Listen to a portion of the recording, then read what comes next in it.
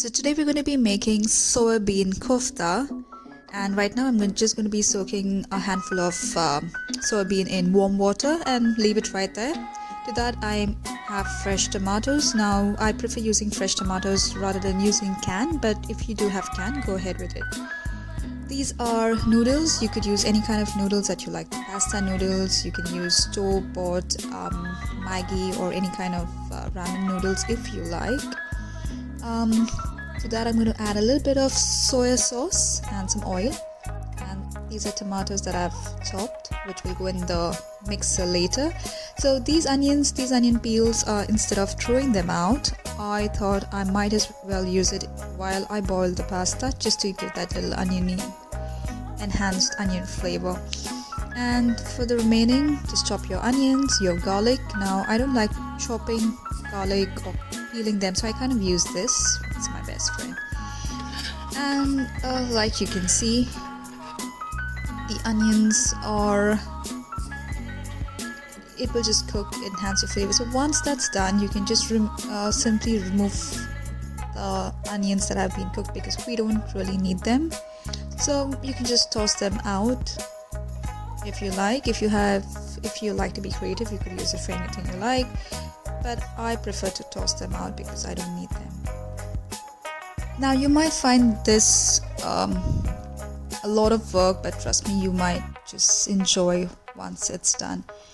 So here we have the soybean that had been soaking for quite some time. Just simply put it in your grinder or your mixie that you have at home. So now we have the tomato paste that I made out of fresh tomatoes, the soya bean chunks, garlic, onions, and my pasta is ready.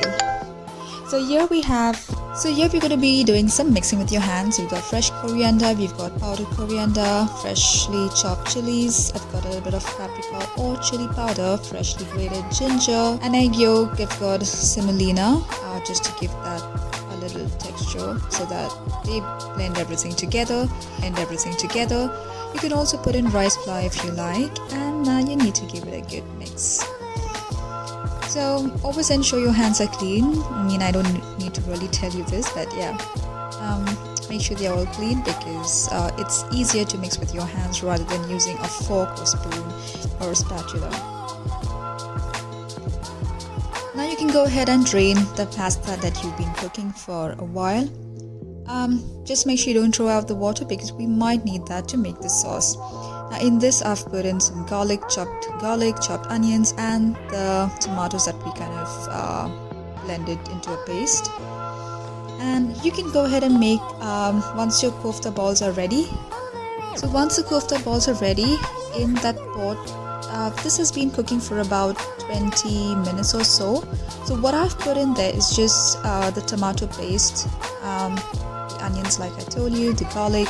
I've also added, do you remember the water that I asked you to keep for later use? I've added the entire stock inside. I've put in a little bit of coconut powder, I've put turmeric, and I've just put in about 5 or 6 bay leaves inside. So you need to cook that for about like 20 to 25 minutes. You can put in salt, you can put in a little bit of pepper if you like.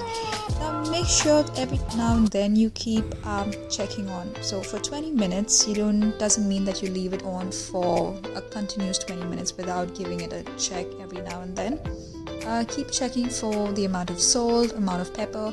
Make sure you don't put in enough or extra salt, because we've already gone ahead and put in salt and pepper while we kind of made the kofta. So yeah, you can just go ahead and check. When you're putting in the kofta balls in the curry, make sure there is enough space. Now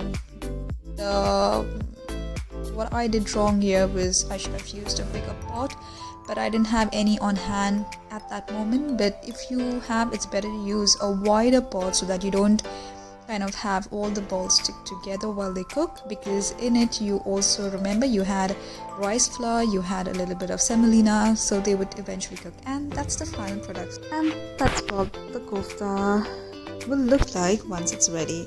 So hope you guys enjoyed my very mini tutorial amateur cooking.